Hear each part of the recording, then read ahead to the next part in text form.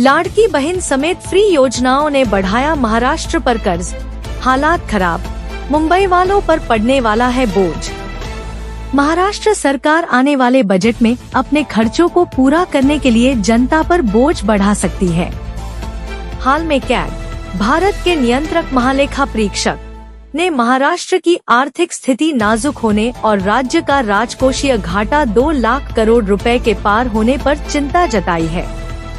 ऐसे में 2 महीने बाद राज्य के वित्त मंत्री अजित पवार को बजट पेश करना है। बजट में उनके लिए राज्य सरकार की मुफ्त की योजनाओं के लिए, सरकारी कर्मचारियों के वेतन भत्ते और पेंशन, विधायकों के लिए MLA फंड और राज्य की विकास योजनाओं के लिए पैसे जुटाने की बड़ी चुनौती है।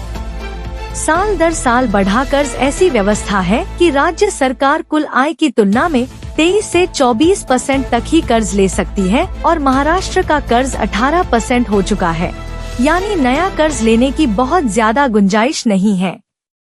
GSDP के अनुपात में राजकोषीय देनदारियों में वृद्धि का रुझान देखने को मिला है, जो 2018 से 19 में 17.27% से बढ़कर 2022 से 23 में 18.73% हो गई है। 2024 से 25 के बजट अनुमानों के अनुसार कुल ऋण GSDP का 18.35% है। क्या है विकल्प? राज्य की आर्थिक हालत को देखते हुए सरकार और वित्त मंत्री के सामने ज्यादा विकल्प नहीं है। पहला विकल्प है कि सरकार अपनी इनकम बढ़ाए। इसके लिए उसे जनता पर बोझ डालना होगा। दूसरा विकल्प है कि सरकारी खर्च और गैर योजनागत खर्च में कटौती करना।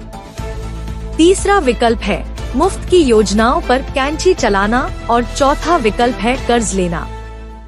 मुफ्त योजनाएं, बड़ा संकट। चुनाव के दौरान सत्ता पक्ष ने लाडली बहन योजना के तहत मासिक भुगतान 1,500 रुपए से बढ़ाकर 2,100 रुपए करने का ऐलान किया। 2.5 करोड़ से ज्यादा महिलाएं योजना से जुड़ी हैं। अगर सरकार 2,100 रुपए महीना देती है तो सालाना 63,000 करोड़ रुपए चाहिए। इसके अलावा नमो शेतकरी महासम्मान निधि योजना के तहत किसानों को सालाना 12,000 रुपए मिलते हैं। इस योजना का खर्च भी करीब 13,000 करोड़ रुपए के पार जाएंगे। सरकार ने किसानों से योजना के तहत 12,000 की बजाय 15,000 रुपए सालाना देने का वादा कर रखा है। सिर पर कर्ज का पहाड़। कैग की रिपोर्ट के मुताबिक 2025 से 26 तक महाराष्ट्र को बाजार कर्ज के 94,845.35 करोड़ रुपए चुकाने होंगे और 83,453.17 करोड़ रुपए ब्याज देना होगा। अगले 5 साल में मूलधन और ब्याज पुनर्भुगतान के लिए औसत वार्षिक व्यय लगभग 60,201.70 करोड़ रुपए होगा। कर्मचारियों के वेतन का बड़ा खर्च। सरकारी कर्मचारियों के वेतन भत्तों और पेंशन पर राजस्व का करीब 47% खर्च होता है। इसे पूरा करने के लिए सरकार के पास टैक्स बढ़ाने के अलावा कोई और विकल्प दिखाई नहीं देता। महाराष्ट्र पर पहले ही 24 लाख लोगों के वेतन और पेंशन पर 1.51 लाख करोड़ रुपए से ज्यादा के खर्च का भार है। मुद्रांक और एक्साइज से कमाई। इसके अलावा सरकार मुद्रांक शुल्क बढ़ा सकती है। इससे प्रॉपर्टी रजिस्ट्रेशन भी महंगा हो जाएगा। सरकार शराब पर भी टैक्स बढ़ा सकती है। पिछले दिनों ही महाराष्ट्र के खाली खजाने को भरने के लिए राज्य के एक्साइज विभाग ने शराब बिक्री नीति में बदलाव का प्रस्ताव तैयार किया है। इसमें शराब बिक्री के लिए नए लाइसेंस देने, बियर की दुकानों में शराब बेचने और ऑनलाइन शराब आपूर्ति जैसे विकल्प सुझाए हैं। रोड टैक्स और से सरकार की कमाई का एक बड़ा जरिया रोड टैक्स भी है।